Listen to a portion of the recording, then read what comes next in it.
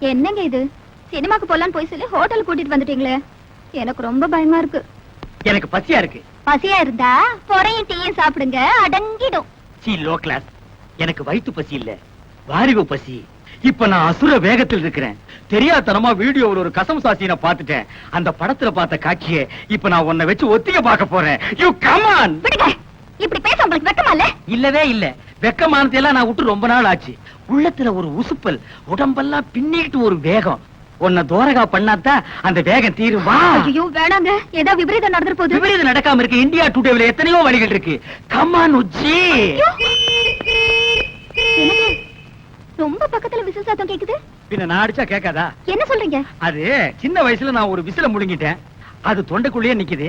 நான் உன்னை கிஸ் பண்ணும் போது அது விஸ் விஸ்னு அடிக்குது. நான்சென்ஸ். இந்தியா டுடேல எவன்டா கனவு தட்டுறவன்?